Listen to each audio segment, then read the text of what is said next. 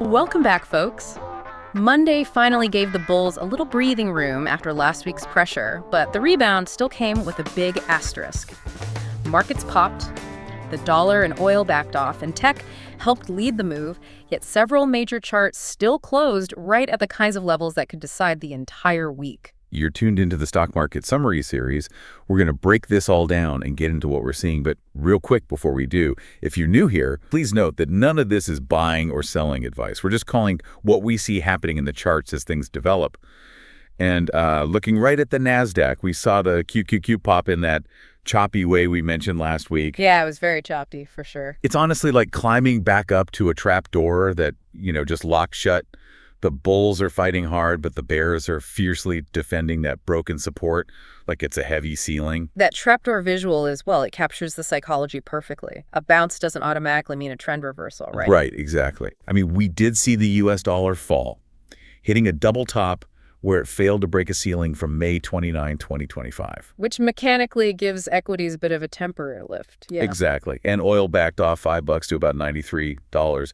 But if you look under the hood, the foundation of this rally is actually fractured. How so? Well, energy and utilities are up, sure, but financials are sinking fast. Sinking fast. Yeah, they're sitting 7% below their 200-day moving average right now. Wow, so it's like tech stocks are building a penthouse, but the banks, which are basically the foundation of the market, are just cracking under the weight of these interest rates. That's the unevenness we're dealing with, and it shows up in individual charts, too. Yeah, like Tesla is pressing right against that $390 horizontal support in a descending triangle. Sellers are getting aggressive. While buyers are just trying to hold a line in the sand. And then there's super microcomputer, SMCI. It's just tightly coiled in a symmetrical triangle, a complete stalemate.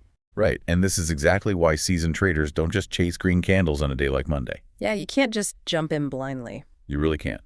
You prioritize risk management. When a chart is coiled like SMCI, you wait for the structure to dictate your entry. Let the chart do the talking. Precisely. We actually teach the three main types of institutional trend lines inside these coils in the Grok Trade Mentorship program. The core takeaway is simple. You let the breakout confirm the direction. You don't guess. Now, this hesitation in SMCI and Tesla, it's really just traders paralyzed waiting for Wednesday's Fed announcement, isn't it? Oh, absolutely. Monday lacked any major U.S. data, so the market was just positioning ahead of the FOMC and Powell's press conference. Bracing for impact, basically. Yeah, and zoom out a bit. This is a historic week. We have the Fed, the ECB, the Bank of England, and the Bank of Japan all meeting. Wow, that is a lot. It is. Bond investors are highly defensive right now. They're trying to price in how sticky inflation, the Iran war, and those Middle East oil shocks will alter policy. Wait, here's where I'm a bit confused. If macro anxiety is high and the dollar is dropping, shouldn't alternative assets like gold be rallying? You think so? But gold was totally flat, down 0.1%, and it's still trapped below broken support. Why is it ignoring the weaker dollar? Well, the technical burden on gold is heavy, and high bond yields are keeping a lid on it. Oh, because of the yields. Right. Even with a weaker dollar, if bonds pay a premium, non-yielding assets like gold become less attractive to institutional money. That makes sense. Silver acted a bit firmer, though, right?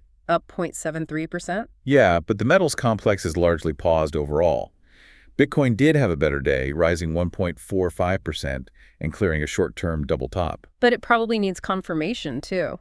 Exactly. Bulls need to wait for a clean structural confirmation to avoid a fake out. So we are right back to structure over guessing. Always. Well, the bulls got their bounce, but with the QQQ stuck under resistance and the financial sector looking incredibly weak, the real test is still looming. Here's something to mull over. How will the Fed's tone on Wednesday fundamentally alter the psychology behind these fragile technical triangles we're seeing today? Have a great rest of the day, and we'll catch you in tomorrow's market summary.